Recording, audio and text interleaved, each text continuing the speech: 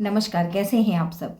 आज हमारा भारत थोड़ा सा बदल गया है। आज हमारे 3 नए क्रिमिनल्स लॉ लागू कर दिए गए हैं। पहला है भारतीय नागरिक संहिता, भारतीय न्याय संहिता, भारतीय नागरिक सुरक्षा संहिता और भारतीय साक्ष्य अधिनियम। अब ये जो पुराने केसेस थे वो तो पुराने लॉ पर चलेंगे, जैसे आईपीसी, सीआरपीसी और एविडेंस एक्ट। पुराने जो भी एफआईआर दर्ज किए गए हैं वो पुराने कानून के अनुसार ही चलेंगे। मतलब कल तक जितने एफआईआर दर्ज किए गए थे वो सब आईपीसी, सीआरपीसी और इंडियन एविडेंस एक्ट के तहत प्रोसीडिंग उसकी चलेगी।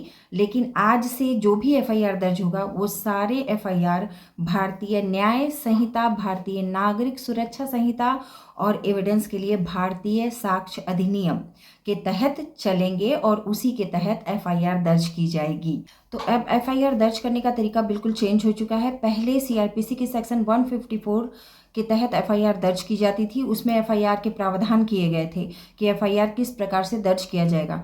लेकिन अब ये धारा बदल दी गई है। अब भारतीय नागरिक सुरक्षा संहिता की धारा 173 के तहत एफआईआर दर्ज करने का प्रोविज़न बताया गया है। आप देखेंगे कि 173 के सब क्लॉज 3 में ये प्रोविज़न किया गया है कि कोई भी एफआईआर दर्ज कैसे की जाएगी। पहले क्या होता था कि आप थाने में एफआईआर लेकर जाते थे और आपकी एफआईआर दर्ज कर दी जाती थी। लेकिन अब देखा जाएगा जिस कोई ऐसा मामला जिसमें 3 से लेकर 7 साल तक के सजा का प्रावधान किया गया है, उसमें सबसे पहले 14 दिन की इंक्वायरी सेटअप की जाएगी। थाना प्रभारी एप्लीकेशन आने के बाद उस या शिकायत पत्र आने के बाद उसकी प्रथमतः सूचना जो है डीएसपी को देंगे और डीएसपी जो है उसमें 14 दिन की इंक्वायरी सेटअप कराएंगे, जिसमें थाना प्रभारी इंक्वायरी करेंगे कि ये मामला सत्य है या नहीं है और उसके बाद थाना प्रभारी अपनी रिपोर्ट देंगे और रिपोर्ट देने के बाद एफआईआर दर्ज की जाएगी। पहले ऐसा नहीं था। आप किसी भी तरह के एफआईआर को लेकर के जाते थे, अपनी कंप्लेन लेकर जाते थे और एफआईआर दर्ज कर दिया जाता था। लेकिन अब 3 से 7 साल की सजा के प्रावधान के तहत जब तक 14 दिन की इंक्वायरी नहीं होगी और उसमें पुलिस अपनी रिपोर्ट सबमिट नहीं करेगी तब तक एफआईआर दर्ज नहीं होगा। ये अब नया प्रोविज़न शामिल कर दिया गया है। अब हम बात करते हैं पुराने केसों का क्या होगा।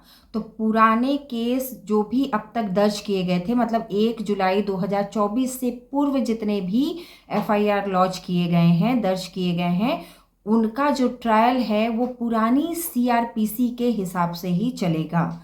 मतलब कोर्ट में जो ट्रायल चल रहा है वो ट्रायल अब भारतीय नागरिक सुरक्षा संहिता के तहत नहीं चलेगा, बल्कि उसी पुरानी सीआरपीसी के तहत ये आगे जो है वो चलेगा। तो आशा करती हूँ ये जो बात मैंने आपको बताई है ये बात आपको समझ में आ गई होगी। एक चीज़ और था, पहले 154 के सब क्लॉज 1 में सीआरपीसी में ये प्रोविज़न किया गया था कि आप जो हैं एफआईआर जब थाने में लेकर के जाते हैं तो एफआईआर दर्ज करने का 2 तरीका था। मतलब एक तो या आप रिटन एफआईआर दे दीजिए और दूसरा या फिर आप बोलेंगे और कोई थाने का भार साधक अधिकारी या फिर कोई अन्य व्यक्ति जो थाने का होगा वो लिखेगा और तब एफआईआर दर्ज होगी। मतलब एक लिखित और दूसरा मौखिक। अब क्या नया प्रोविज़न कर दिया गया है 173 के सब क्लॉज 1 के तहत ये प्रोविज़न किया गया है कि आप रिटन भी दे सकते हैं, ओरल भी दे सकते हैं और आप जो डिजिटल मीडिया है, जैसे कि आप जो इलेक्ट्रॉनिक मीडिया है, डिजिटल मीडिया है, जैसे कि व्हाट्सएप हो गया, ईमेल हो गया, उससे भी आप जो है एफआईआर दर्ज करा सकते हैं। लेकिन उसमें क्या प्रोविज़न है, उसमें ये है कि आप मान लीजिए आप थाना प्रभारी को तुरंत एक कंप्लेन लिख करके देते हैं और कंप्लेन लिख कर देने के बाद आप उसको व्हाट्सएप कर देते हैं। व्हाट्सएप करने के बाद 3 दिन के अंदर आपको थाने में जाना पड़ेगा, बताना पड़ेगा कि मैं ही ये व्यक्ति हूँ जिसने आपको व्हाट्सएप किया था फला डेट को और मेरा एफआईआर दर्ज कीजिए। और अगर उसमें 3 से 7 साल की सज़ा है तो 14 दिन की इंक्वायरी सेटअप होगी। और अगर प्राइमा फेसी थाना प्रभारी को या डीएसपी को ये लग जाता है कि ये जो मुकदमा दर्ज कराया जा रहा है ये आपराधिक मुकदमा बनता है, मतलब प्राइमा फेसी अगर लगता है, प्रथमतः अगर एसएचओ को और डीएसपी को ये लग जाता है कि नहीं मामला तो सही है तो तुरंत एफआईआर दर्ज हो जाएगा। जैसे मान लीजिए गैंग रेप का मामला है, रेप का मामला है, मर्डर का मामला है, कोई डेड बॉडी पाई जाती है या इस तरह का कुछ है तो तुरंत एफआईआर दर्ज कर दी जाएगी। उसमें 14 दिन का जो रिपोर्ट सबमिट करने का पीरियड है उसको नहीं किया जाएगा, मतलब 14 दिन का जो प्रोसेस है उसको अपनाया नहीं जाएगा। तो आशा करती हूँ जो छोटा सा वीडियो मैंने बनाया है एफआईआर से रिलेटेड आप लोगों को ज़रूर समझ में आया होगा और आगे आप लोगों के लिए लाभप्रद सिद्ध होगा। तब तक के लिए नमस्कार।